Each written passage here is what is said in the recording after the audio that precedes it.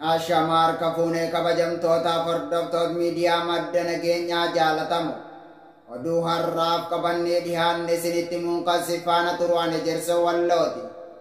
Oduu keenya jalqabaatiin kaaba Oromiyaa godina Walloo aanaa Baatee keessatti humnoonni Affaar qotee bulaa aanaa Baatee irratti dhukaasa bananii jiraachuun dhaga'ame. Guutuun gabaasa kanaa Abdallaamee waan qindeeffate qaba. Walloo aanaa Baatee irratti hidhattoonni Affaar lola qindaawaa uummata nagaa irratti bananii jiru. Aanaa Baatee ganda Malkaa Gurree ganda Qilaa Jaanjiroo jedhamu irratti guyyaa har'aa Eebila 10/2022 hidhattoonni Affaar waraana cimaa uummata nagaa irratti bananii jiraachuu jiraattota aanaa Baatee irraa mirkaneeffanne.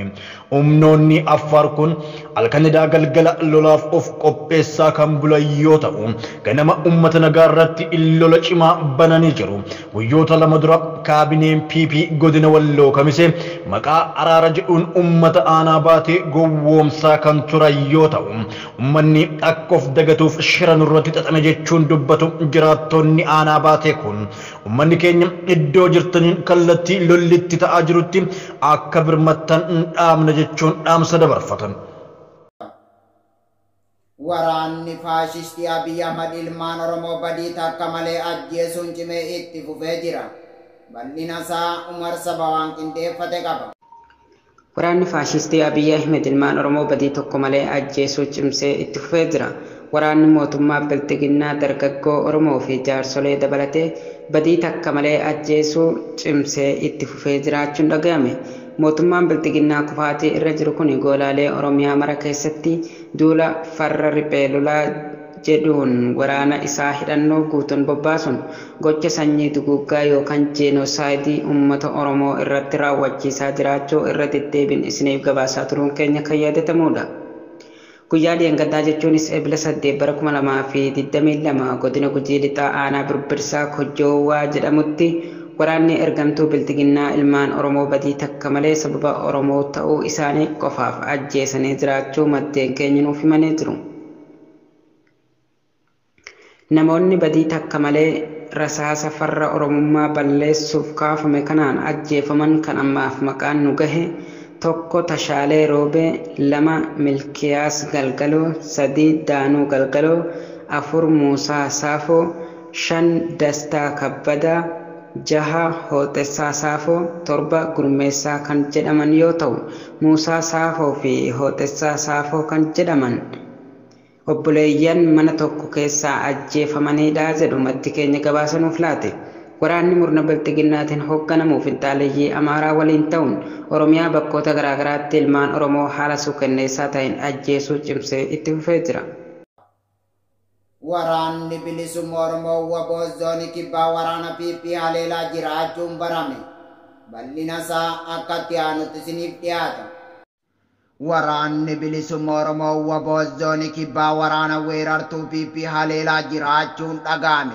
Irreef gaachanni uummata Oromoo gootichi waraana bilisummaa Oromoo WBO zoonii kibbaa Cibran Soddon Booroo waraana ergamtuu Biltiginnaa ganama irraa kaasuun tarkaanfii ilaalessaa irratti fudhatuun injifannoo jajjabaa galmeessaa jiraachuu maddeen keenya nuuf himanii jiru.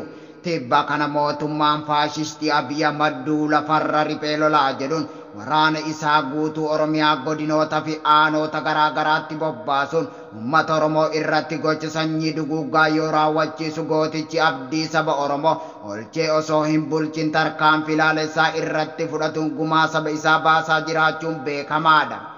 Abdiif gaachanni uummata Oromoo gootichi waraana bilisummaa Oromoo WBO zoonii kibbaa Cibran Soddon Booroo torban kana keessa lola jajjabaa waraana murna Biltiginnaatiin hoogganamu waliin yoo taasisu har'a ganama irraa kaasuun waraana faashistii Abiy Ahmad hedduu yoo ajjeesu kaanis madeessuun injifannoo galmeessee jiraachuun dhaga'ame.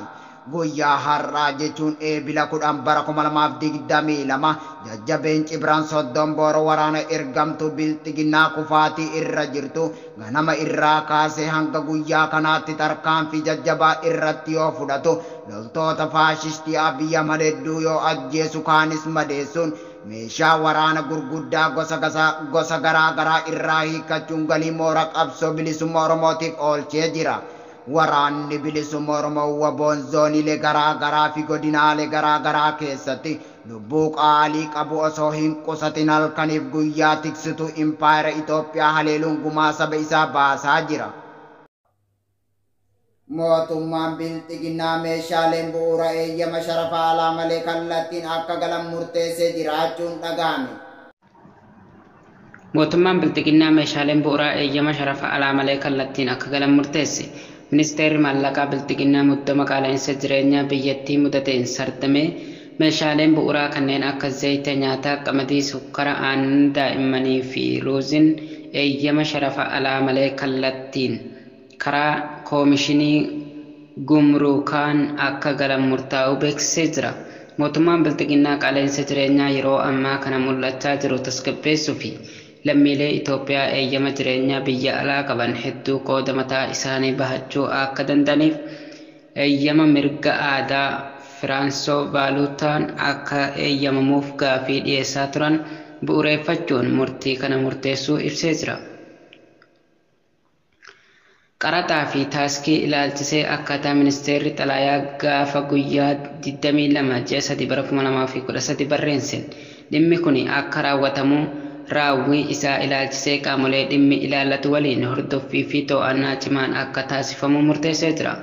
Mootummaan bilxiginnaa waraana biyyattii keessatti qabsiisee hordofee sababa waraanaan qaala'insa jireenyaa yeroo ammaa lammiilee biyyattii hubaa jiru fooyyessuuf taatee raawwate hin beeknee fi ni raawwata jedhamee hin yaadamne gochuu isaatu gabaafame. Egaa kabajamtootaaf hordoftoota miidiyaa madda nageenyaa oduun har'aaf qabannee dhihaanne kana gammaa daawwattanidha.